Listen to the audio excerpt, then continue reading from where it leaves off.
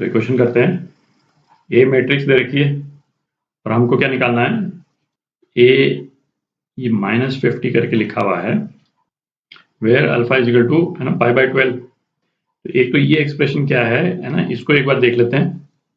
तो पहले तो एक चीज अपन देखें कि ये अपन पहले भी डिस्कस कर चुके हैं कि ए इनवर्स जो है वो ये चीज नहीं है ना। 1/, कोई भी मैट्रिक्स जो है ये डिफाइंड नहीं है, ये पूरा एक्सप्रेशन जो है वो डिफाइंड ही नहीं है, इसका कोई मतलब नहीं निकलता, ठीक है। तो उस सेंस में ये जो यहाँ जो अपन -1 यूज करते हैं वो पावर नहीं है ना। जिस सेंस में हम जैसे 5⁻⁻1 अपन यूज करते हैं, उस सेंस में हम जो ए इनवर्स बोलते हैं इसको a⁻⁻1 नहीं बोलते हैं, ठीक है। तो इसका मतलब क्या हुआ, ये a जो -50 दे रखा है ये बेसिकली a इनवर्स है ना, ये मैट्रिक्स तो है ही, a inverse into a inverse into a inverse, ये कितना 50 टाइम्स, ठीक है, 50 टाइम्स ये दे रखा है।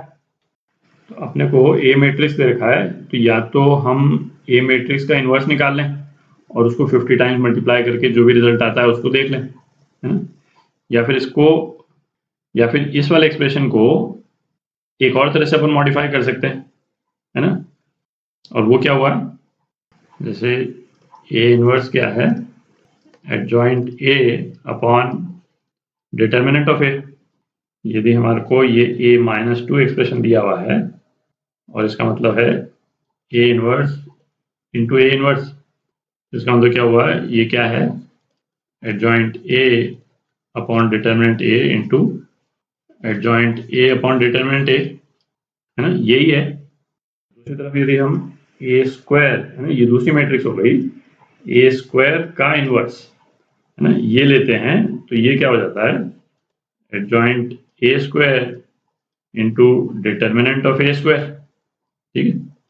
अच्छा, adjoint of a into b, ये तो हमको मालूम है क्या होता है, adjoint b into adjoint of a, और ये a² है तो इसको हम लिख सकते हैं adjoint of a into adjoint of a, और नीचे a² है ना, तो ये a इंटू a हो गया, तो इसका डिटर्मिनेंट जो है अपन अलग कर सकते हैं, ठीक है। तो ये आप देखें, ये दोनों एक्सप्रेशन जो हैं ये सेम है, ठीक है। तो हमारा इम्प्लीकेशन क्या हो गया कि a ये जो -2 दे रखा है ना, इसको मैं a⁻⁻2 नहीं बोल रहा हूँ, कॉन्शियसली नहीं बोल रहे हैं अपन, क्योंकि a⁻⁻2 का कोई मतलब नहीं निकलता है, जैसा अपन ने डिस्कस किया है यहाँ पे, ठीक है।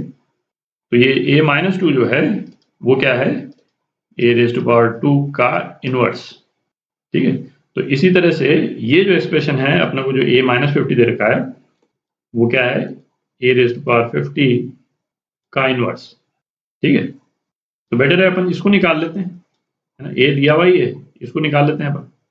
तो ये a⁻50 है ना, ये क्या हो जाएगा, a इंटू a है ना, और ये कितना 50 टाइम्स। तो पहले a² निकालते हैं, cos alpha minus sine alpha और sine alpha cos alpha multiplied by cos alpha minus sine alpha cos alpha.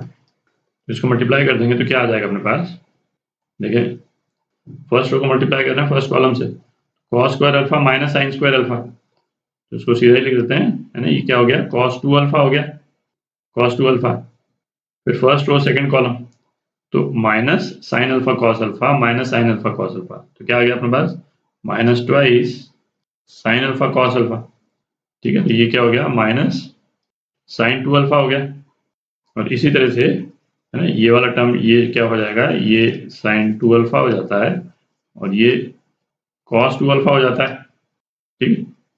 तो a² जो है करने से बेसिकली क्या हुआ यहाँ पे, है ना, एक 2 वाली टर्म आ गई।